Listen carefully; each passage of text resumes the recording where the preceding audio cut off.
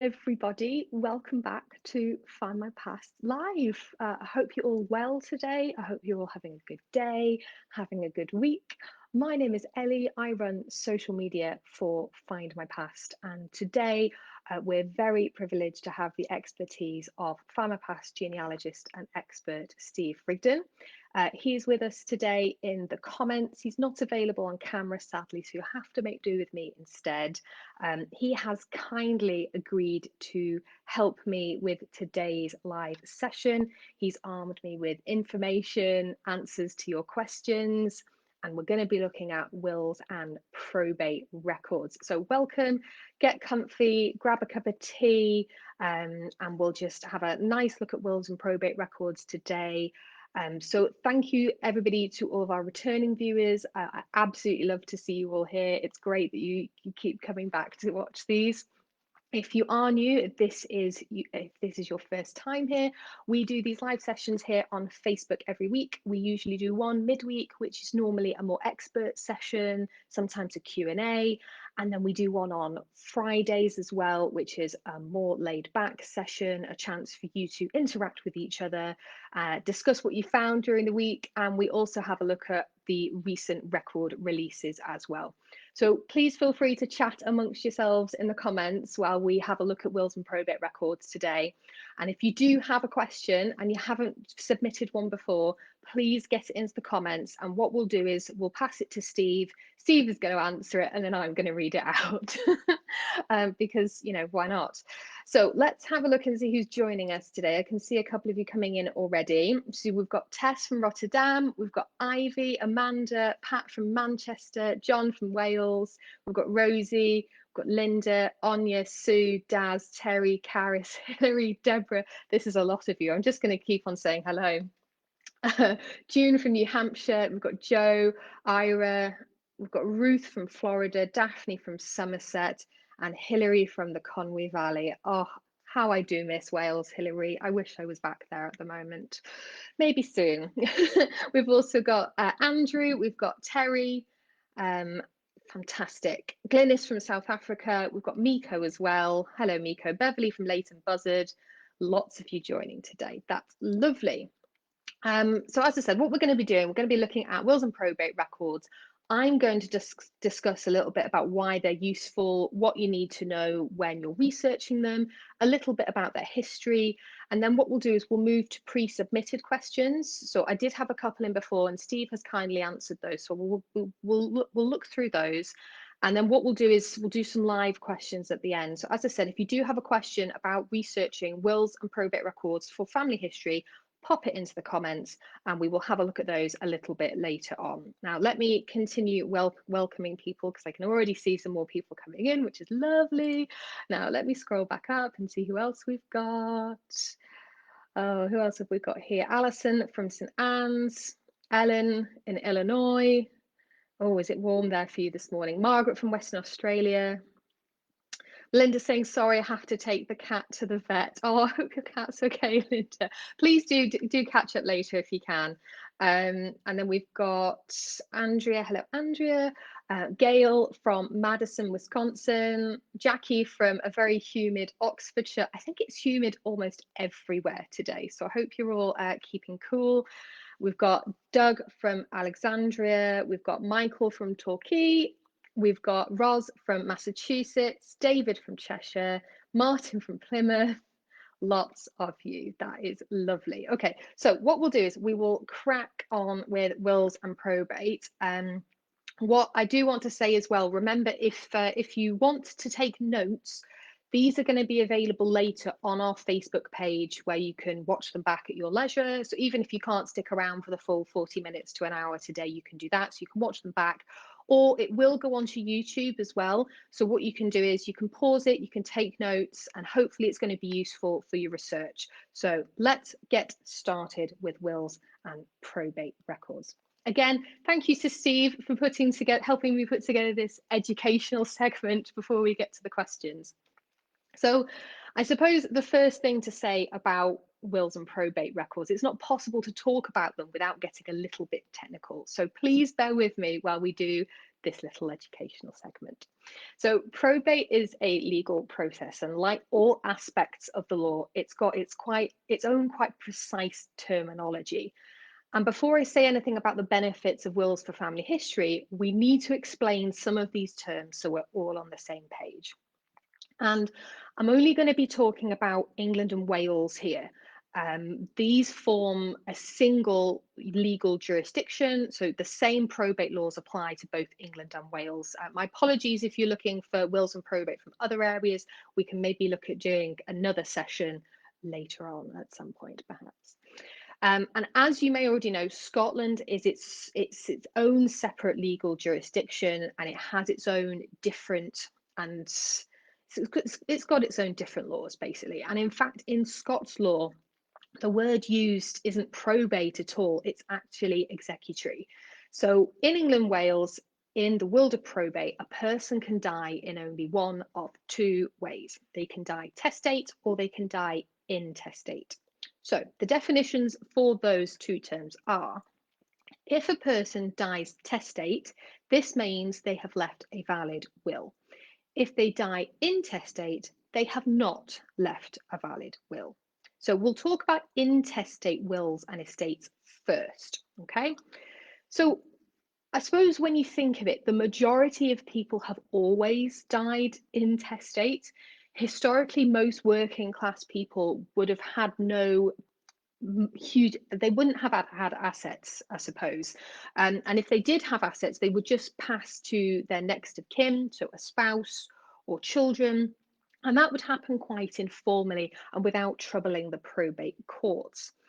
However, some people die intestate, but their estate, and when I say their estate, this I mean all of their worldly goods, this is processed through the probate courts. Now, this may happen when the estate is over a certain value, or it's complicated, or the distribution of estates is not very straightforward. What happens then is that a grant of letters of administration is taken out in the court. You might have seen this referred to in probate records by its abbreviated form of ADMON.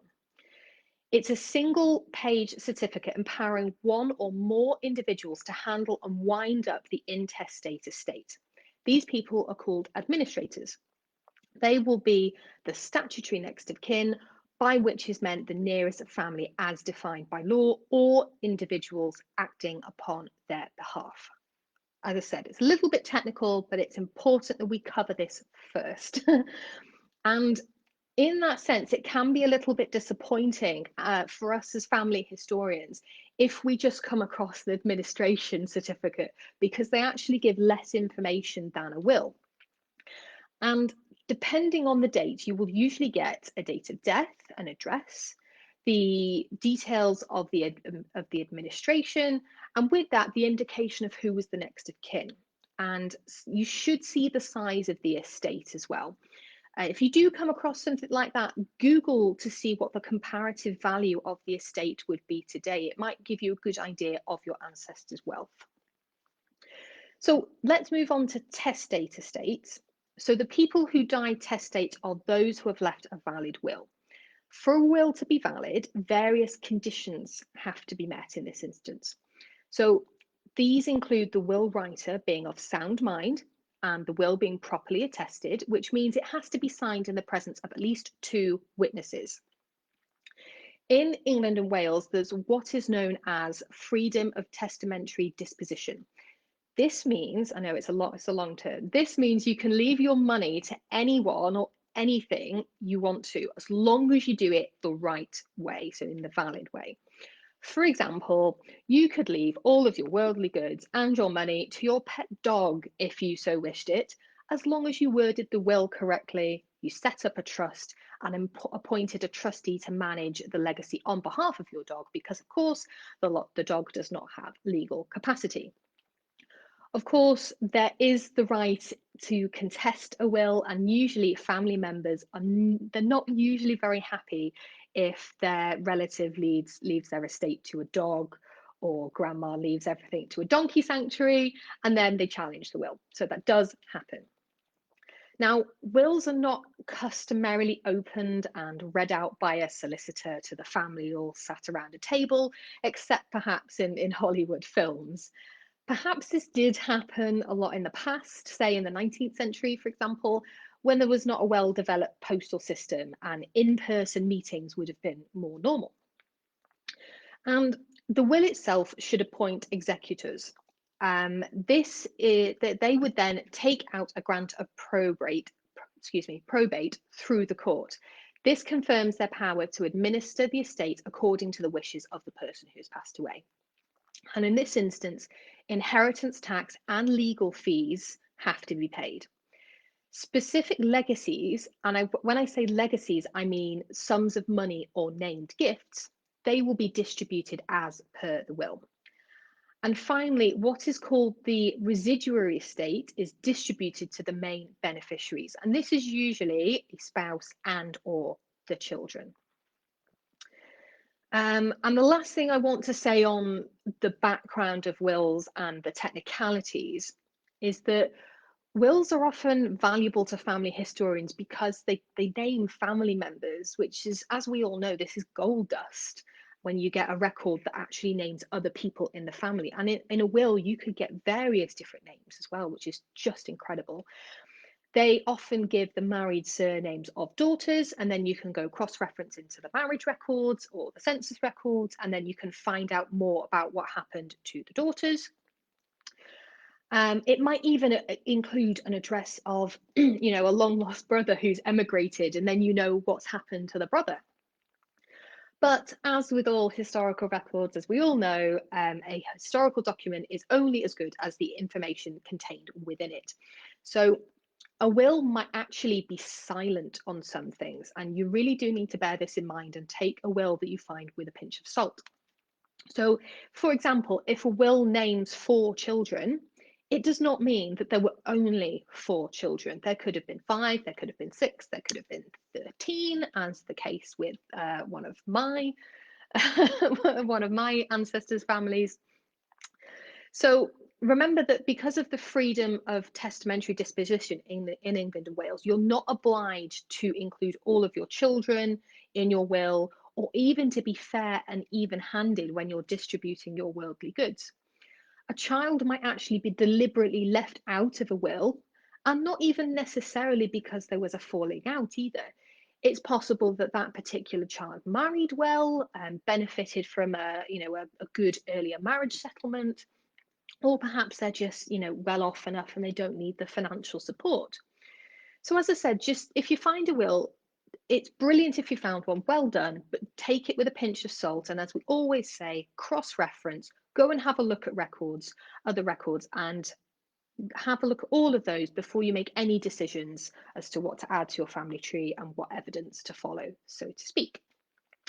Now, before we move on and talk about researching wills and a bit of how to and what's available, I'm going to go and have another look in the comments and see what you guys are all saying. Now, I'm just going to scroll back up. What have we got here? We've got William. Hello, William. Thank you for joining us. A couple of questions in here, so hopefully Steve will get to those. That's good.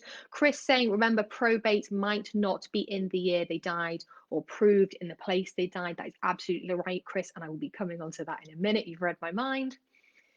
We've got some other advice here. Amanda saying, letters of administration can still be very useful.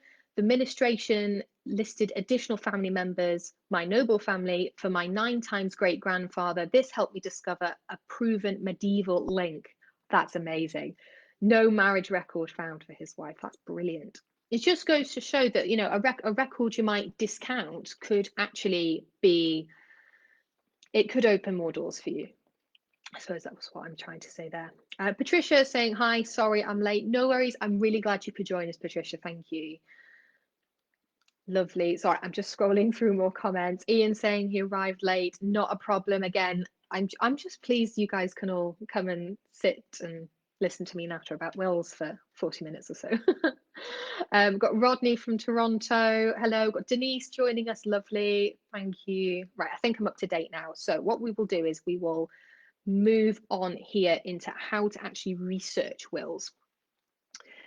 So the key date for this, for when you're researching wills in England and Wales, is 1858. So there's a reason for this. Since 1858, the probate process was taken over by the state.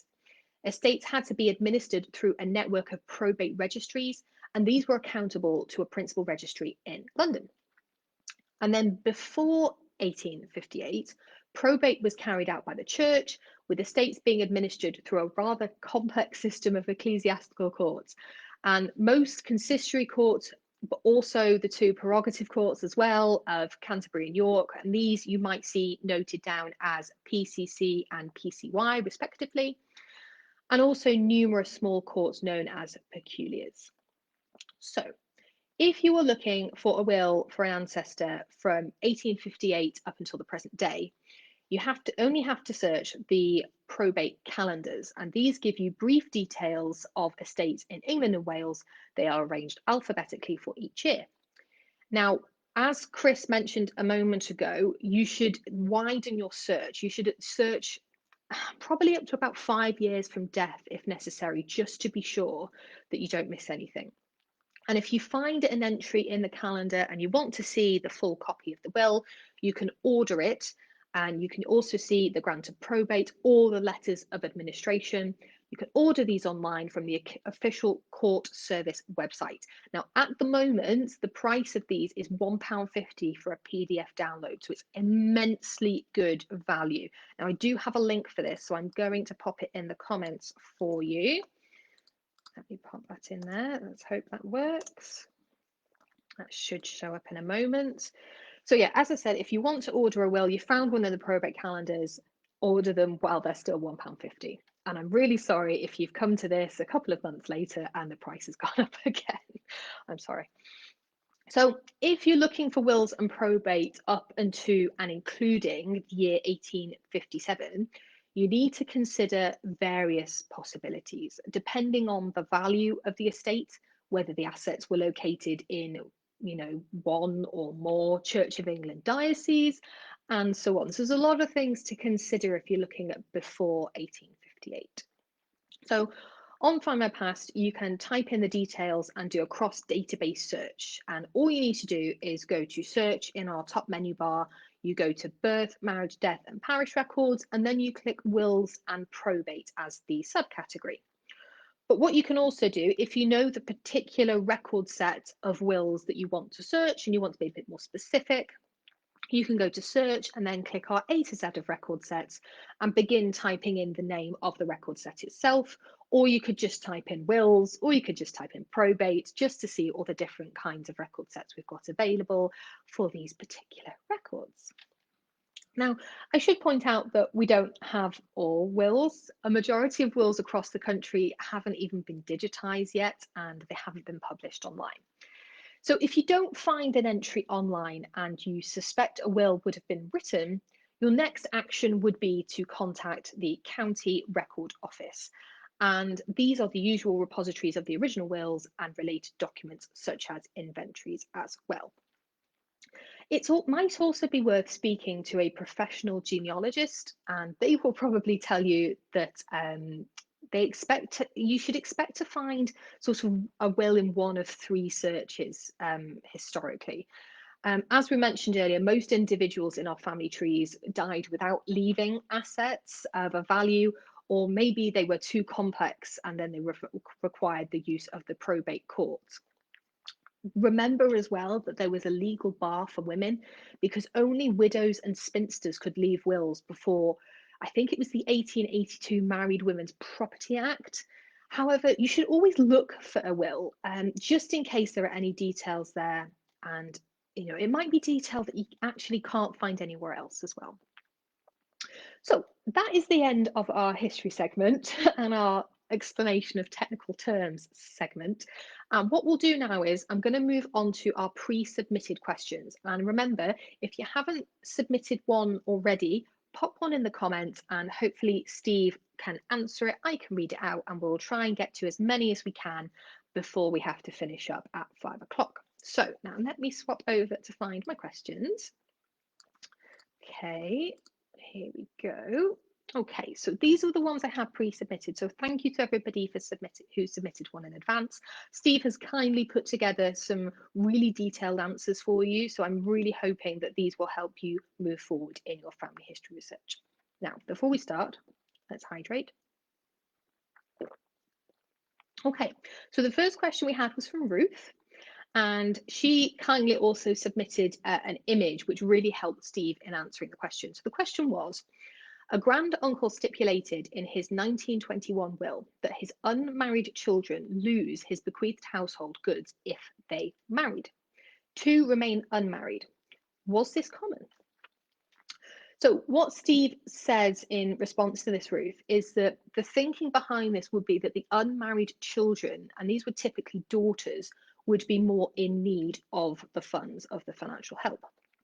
A married child, especially a daughter, would actually be probably more financially independent and secure, so then wouldn't need the help, I suppose. It's a protective instinct, and it's not meant as a disincentive not to marry, if you follow what I'm trying to say there. So when we've in the image you put with household effects, which unless he did so in error, this isn't the same as the residuary estate, which is the main part of the assets. So it's likely to imply that the unmarried children were living at home and using those household effects in daily life. So without knowing the family background, Steve says, it's not possible to say much more. However, Ruth, if you do want to submit further details, we could have another look for you if you want. Please feel free to pop it in the comments if you're watching, or maybe if you're in the Findmypast forum, come and drop some details in there and we'll see what we can do. Thank you very much for your question.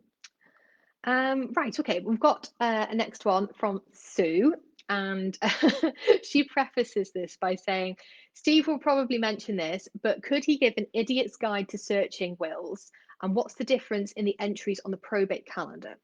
Sue says, I can never get my head around why there aren't wills associated in the probate calendars. I've got several probate calendar entries, but when I search for wills, nothing comes up on the government wills website.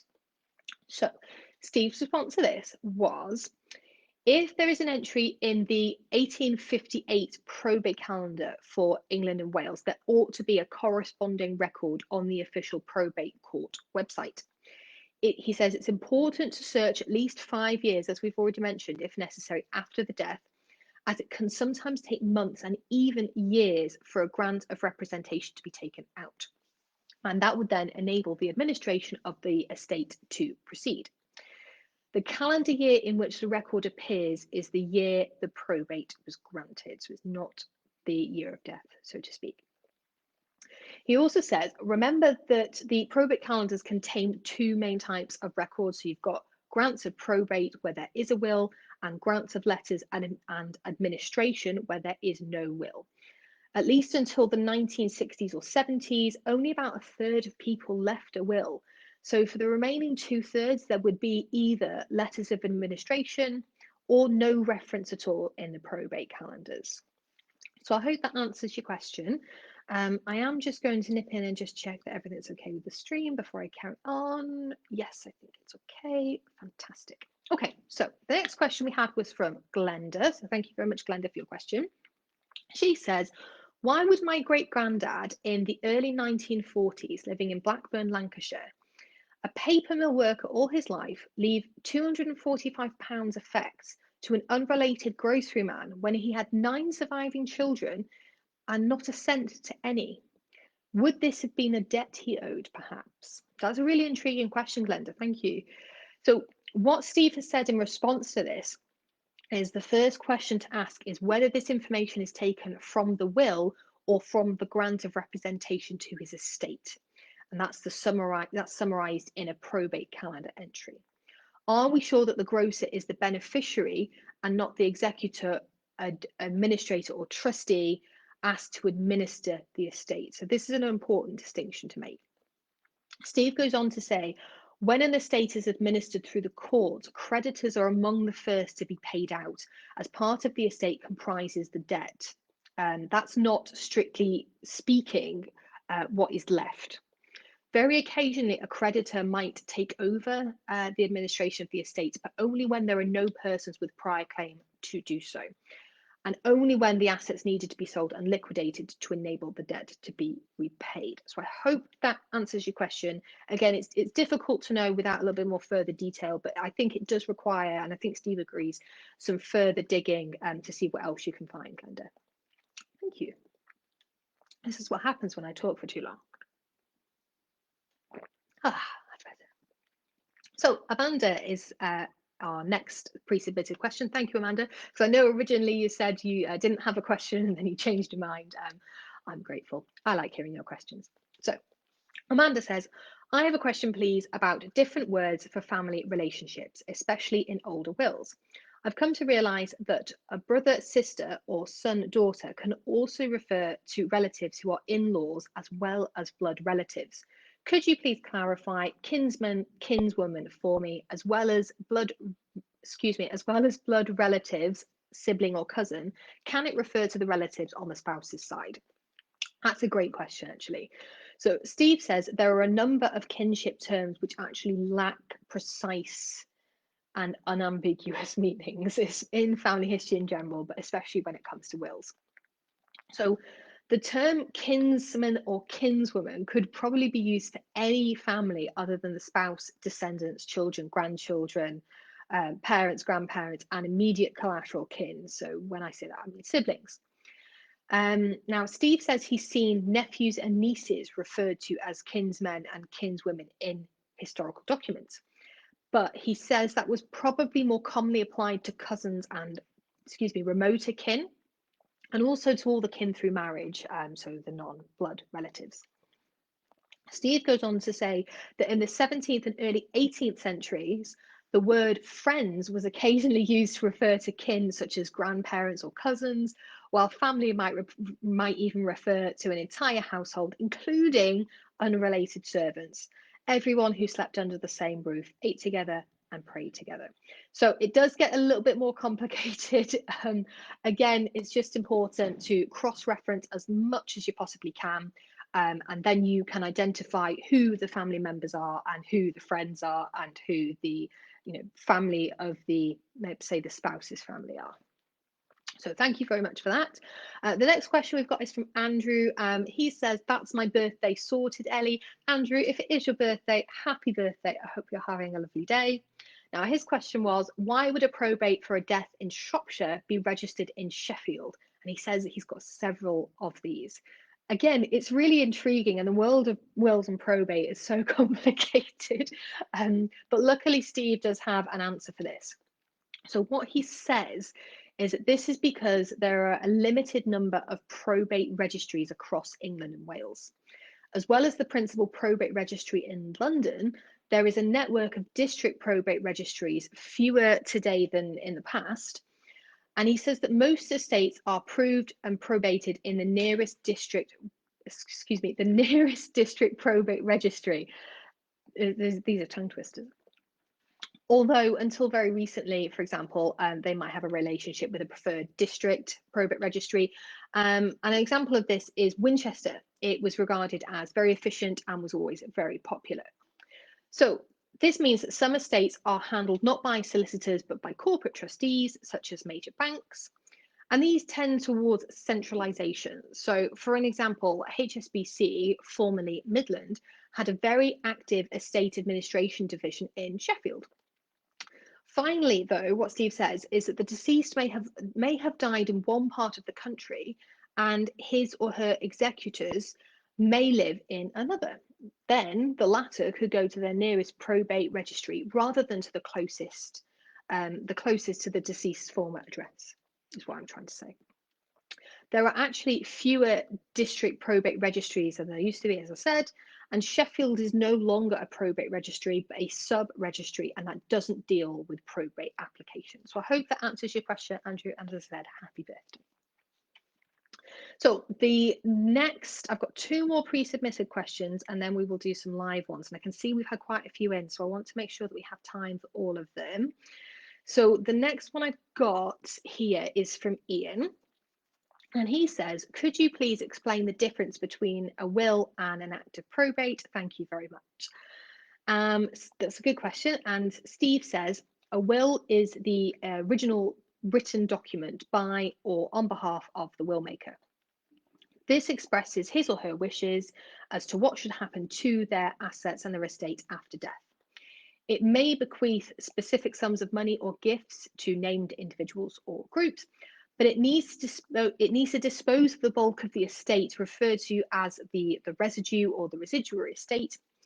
It appoints one or more executor to administer the estate, and it must be witnessed to be correctly valid.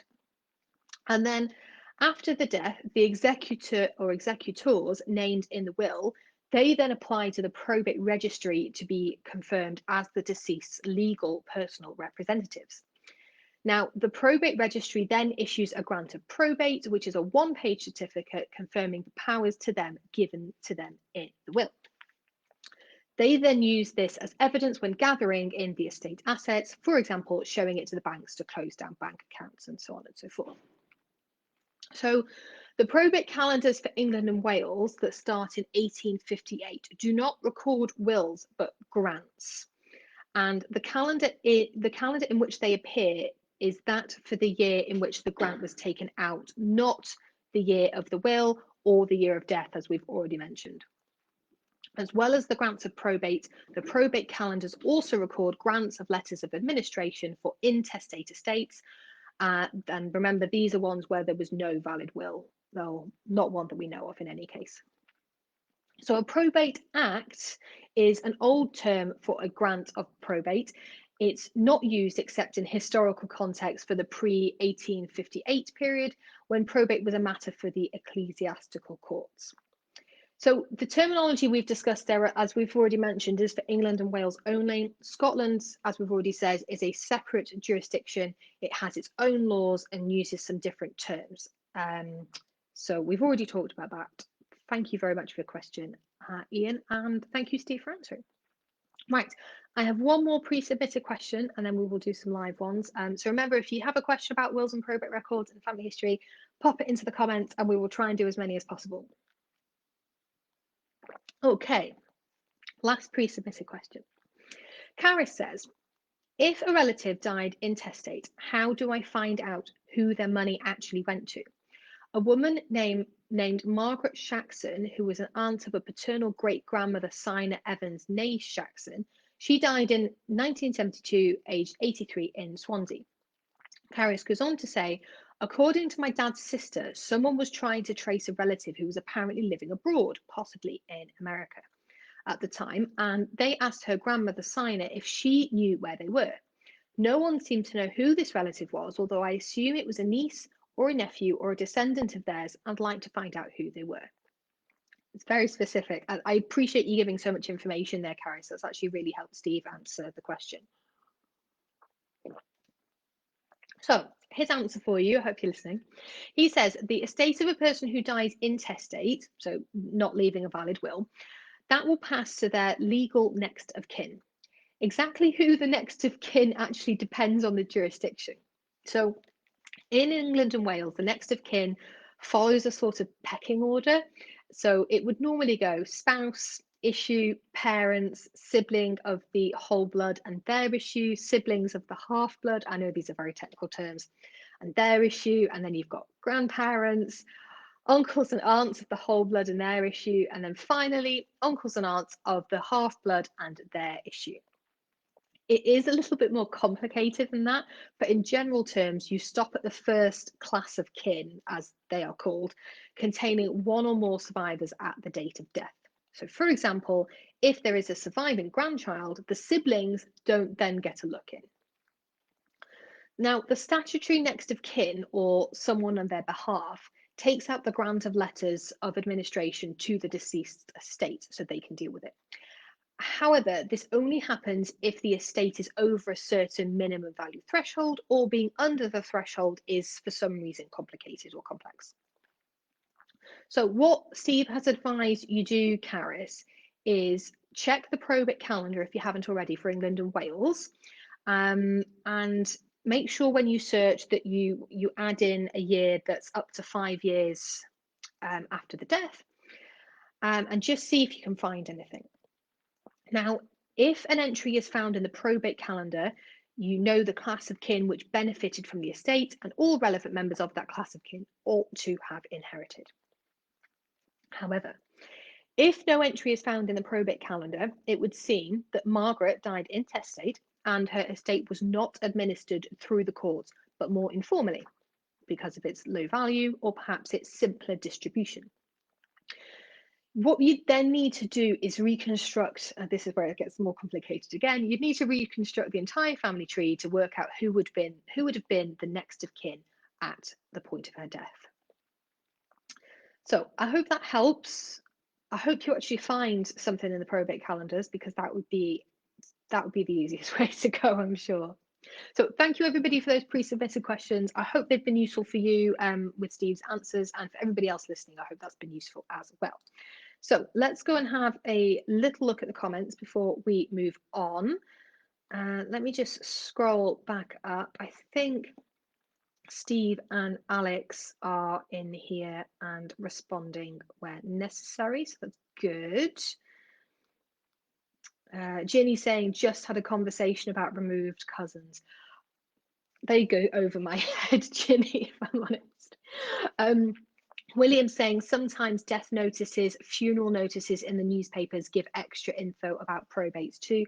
Absolutely. And they also give information about extended family too. So if you can't find a will, go and look and see if there's been a death announcement, an obituary, or a funeral announcement in there, because they often list all the main family members who attended, which is usually really useful for them broadening out your tree. Let's have a look, see what we've got here. So Anya's saying, I bought a load of wills when they dropped the price.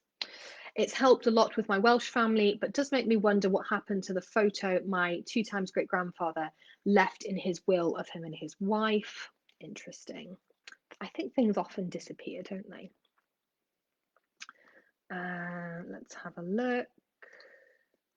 Maureen saying, please remember to mention the Devon Wills Index, a cooperative project between Jenny UK Devon, Devon Record Offices, and Devon Family History Society volunteers. Hopefully it makes up in some way for the loss of Devon Wills. Thank you, Maureen, for mentioning that. Lovely. Right, okay, what we'll do is then we'll move on to some questions. Oh, Ricky. Hi, Ellie. Not joined you for ages, but glad to be back. Ricky, I've not seen you in the comments for a while. Lovely. Paul saying afternoon. Useful about the relationships. I hope so. Chris saying during World War II, the probate office was moved from London to Llandudno. I know Llandudno very well. Thank you, Chris. Thank you, Chris. I did not know that. Hilary saying, I found some in North Wales during wartime for those who died in Hampshire. There you go. Deborah saying, yes, going back to Llandudno, I discovered this when I found that the will of my great-grandma, who lived in Reading, her will was proved in Llandudno in 1942. Well, there you go. If somebody passed away during the Second World War, go and have a look at Llandudno. Okay. These are great tips, everybody. Thank you for sharing them, and thank you for sharing your stories as well. This is great. Okay, so we'll move on to the live questions then. So thank you to Alex. Alex is in the comments as well. He's getting the questions to Steve. Steve is giving me the answers, and I get to read them out to you because Steve is the expert in this instance. So Sue asks, where do I get original copies of wills, please? And Steve says, if you do mean original copies of wills and grants of probate, you can order them online from the official probate court website. We've already shared the link in there, so hopefully that will be of use to you, and hopefully you can order some. So next question is from Rita. Thank you, Rita, for your question. She says, are wills and probates handled differently in the US than in the UK or Ireland? And Steve says the short answer is yes, and it's actually more complicated than that, unfortunately. Each legal jurisdiction may actually have its own rules. This means in the USA, different states have different probate rules, just to make things even more complex. They're broadly similar, but may differ considerably when you actually get down to the nitty-gritty of the detail. Within the British Isles, the legal jurisdictions of England and Wales, that's a single jurisdiction, so that's handy. Scotland, Northern Ireland, Ireland, the Isle of Man, Guernsey, Jersey, they can have differences between them and they form separate legal jurisdictions. Hope that helps. I've got a question from Catherine here. I found a reference to a bond left to an ancestor at the Bank of England. Is there a way to find out who left it to him? Catherine says it was 1779 or before. That's great. Thank you for the date there. Now, unfortunately, Steve says he doesn't know the answer to this specific question, Catherine, but what he does say is that it's perhaps unlikely to help you, but we do actually have a record set of Bank of England will extracts, which does cover this period. And he's actually given the record set. So I'm going to pop that in the comments for you. Give that a look and just see if you can find anything. It might be a little bit early, but maybe check the newspapers as well, just to see if there's anything in there. Okay, right, we've got another question from Deborah. Now, I'm going to pronounce this wrong, so my apologies. So Deborah's question is, will you talk about non-capative wills? I've pronounced that wrong, I'm so sorry. As I said, Steve's the expert. So Steve says, these wills, I'm not going to say it again, so these are oral or verbal wills are quite rare. They may happen where the will maker is unable to physically write down their own will due to infirmity, ill health, or disability. Deathbed wills are the sort of oral wills of popular imagination, but it's rare for them to actually be written. And one of these kinds of verbal wills, although taken down by a third party, must still adhere to the normal rules of will writing and be properly attested or witnessed. And this is to prevent any fraudulent activity from happening. Steve does go on to say, Deborah, that if you do have a particular question about these kinds of wills that he hasn't already answered in his reply here, please do ask it in the comments and hopefully we will get to it. So thank you for your question. I'm sorry, I don't know anything about them either. We've got another question here from Nicole. Hello, Nicole. Thank you for your question. She asks, I have the death record for my 2 times great grandfather. Grandmother, not grandfather, grandmother. How do I know that she would have left a will? She didn't die until 1903. I think she might have been separated from her husband at the time. Would she have made a will if this is the case? This is a good question. And again, there's so many things that could be going on and it could be quite complex.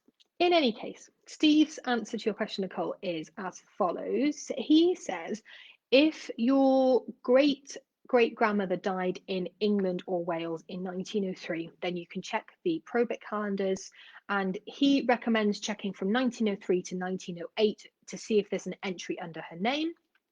You can see them on Findmypast, and you can also do a name search as well, and I will just pop the link in the comments for you if my computer will play ball.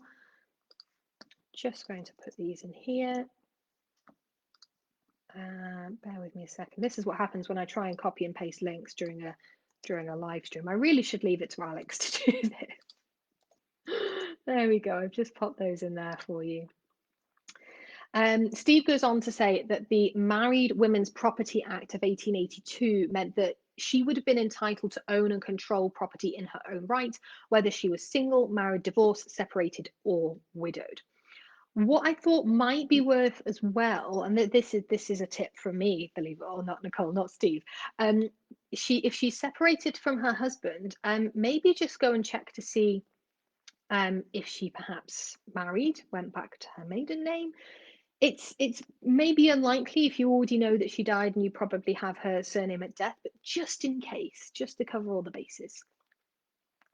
Now, I got a question from Beverly here, but I can see that Steve is still furiously typing away a response. So I'm going to let him finish that before I get to it. Now, let's see what else. Anya's saying I'm not seeing the links coming up. Is that just me?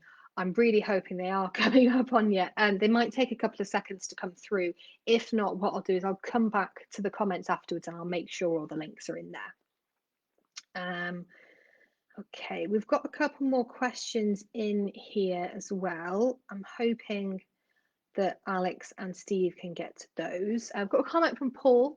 He said, wills are wonderful. I have one from my 10 times great grandfather from 1616, leaving the magnificent sum of £31, 5 shillings, and 5 pence to his wife, and mentioning his brother in law.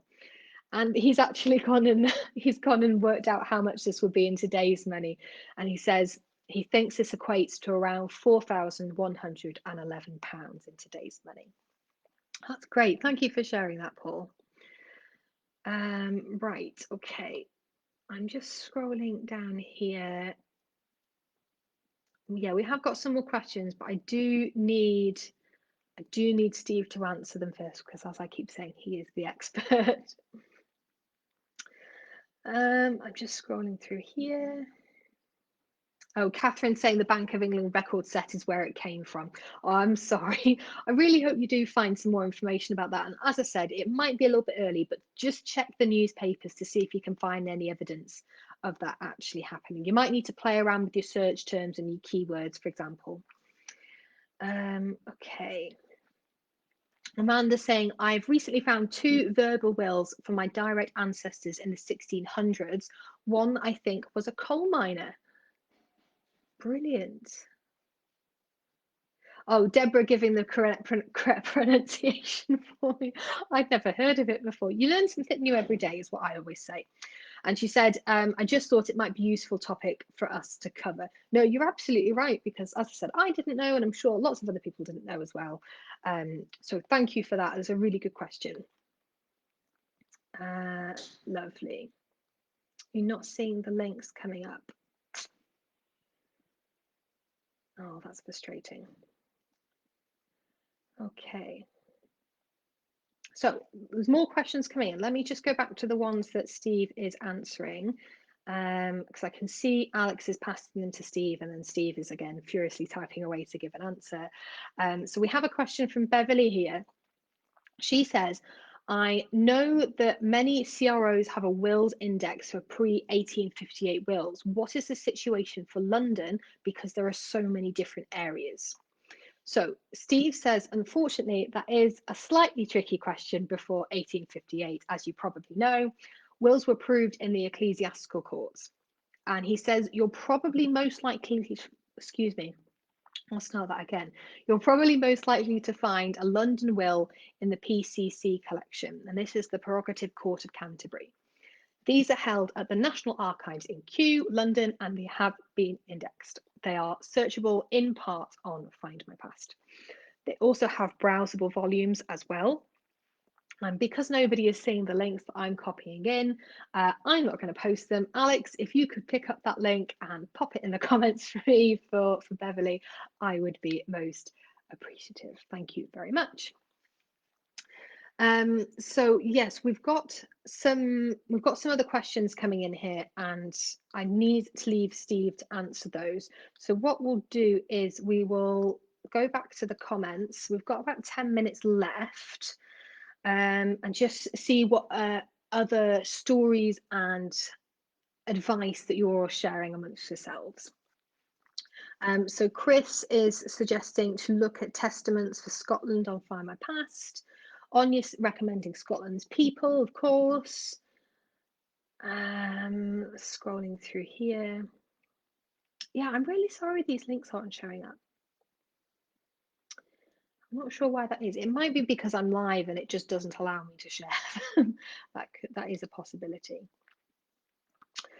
Yeah, so unfortunately, at the moment, in our last 12 minutes or so, I'm just waiting for Steve to write up these answers. But actually, now that I think about it, rather than waiting for these, what I think we will do is we will probably end there. And anybody's questions I've not got to, I'm going to go back into the comments and I'm going to give you Steve's answers as a comment rather than reading it out live, because I want to make sure that your questions are answered and that you don't have to wait around for me to answer them. So I think we will finish up there then. Thank you very much to everybody who has joined today. I hope you found it useful. I certainly have learned a lot. Steve, as normal, is an amazing source of knowledge. And it just means that we can all, learn from him, learn from each other. And yeah, it's just nice to be able to get together like this. Now, tomorrow for Friday's Live, Alex is taking a well-deserved rest, and we're going to have Jen step in for Friday's Live tomorrow. So make sure you tune in for that. As I said, I'm going to pop all the questions to the comments we've not got, all the answers to the questions I've not got to in the comments, okay? So I hope that is okay for all of you. I suppose that will be all for today, folks. As I said, I hope you found it useful, and I hope you're all keeping well. Keep chatting with us, keep sharing your stories, keep sharing what you found in the Find My Past forum as well. I'll just say bye to everybody before I sign off as well. Amanda saying very useful, thank you, you're welcome. Denise, thank you, Ellie, learned a lot. It's really thank you, Steve, but I'll take it. Anya saying thank you, that was very interesting. Deborah saying good session, thank you. Pat saying very informative. Danny saying thank you. Victoria saying thanks Ellie and Steve, always very informative. Patricia saying thank you, Ellie, Steve, and Alex. Yes, of course, because we have had Alex in the comments helping out here as well. And Rodney saying thank you, very informative. Thank you, Sue. Thank you, Jackie. No, it's lovely. I'll leave it there. Just keep an eye out for the replies to your questions if you've not had it answered yet. And I hope you all have a lovely evening. Take care. Bye-bye.